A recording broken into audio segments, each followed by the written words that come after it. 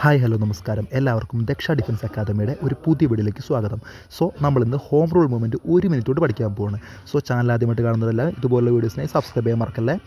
So home rule movement start ചെയ്തത് 1916 okay. 1916 പ്രധാനപ്പെട്ട leaders ആയിരിക്കായിരുന്നു ബാലഗംഗാധര തിലകും ആനി ബെസൻറ്റും. ഓക്കെ, ബാലഗംഗാധര തിലകും ആനി ബെസൻറ്റും. ഓക്കെ, ഇതിൻ്റെ പ്രധാന ലക്ഷ്യം എന്തായിരുന്നു? സെൽഫ് ഗവൺമെൻറ്, അതായത് ഇന്ത്യക്ക് സ്വയം ഭരണം നേടിക്കൊടുക്കുക, സ്വരാജ് നേടിക്കൊടുക്കുക. ഓക്കെ, ഈ ഹോം റൂൾ മൂവ്മെൻറ്റ് ഇൻസ്പയർഡ് ആയത് എവിടെ നിന്നാണ്? ഐറിഷ് ഹോം റൂൾ മൂവ്മെൻറ്റ് നിന്നാണ് ഇന്ത്യൻ ഹോം റൂൾ മൂവ്മെൻറ്റ് ഉണ്ടായത്. ഓക്കെ, പിന്നെ Balagangadhara Tilak home rule league start ചെയ്തത് ഏപ്രിൽ 1916 എന്നാണ്. April 1916 Tilak home rule league start ചെയ്തത്. Annie Besant home rule league start ചെയ്തതെന്നാണ് September 1916 Annie Besant home rule league start ചെയ്തത്. സെപ്റ്റംബർ 1916. തിലകിൻ്റെ ഹെഡ് ക്വാർട്ടേഴ്സ് എവിടെയാണ്? പൂനെയായിരുന്നു തിലകിൻ്റെ headquarters. Annie Besant headquarters എവിടെയായിരുന്നു? Annie Besant headquarters Adyar, Madras, Chennai.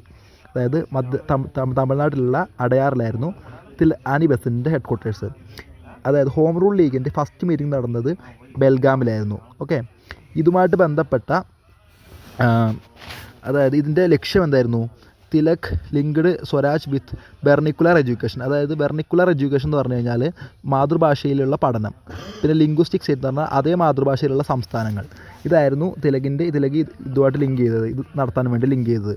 പിന്നെ ഇതുമായിട്ട് ബന്ധപ്പെട്ട ഏറ്റവും പ്രധാനപ്പെട്ട ഒരു കോട്ടാണ്, തിലക് പറഞ്ഞ കോട്ടാണ് famous slogan freedom is my birthright and I shall have it. സ്വാതന്ത്ര്യം എൻ്റെ ജന്മാവകാശമാണ്, ഞാനത് നേടുക തന്നെ ചെയ്യും.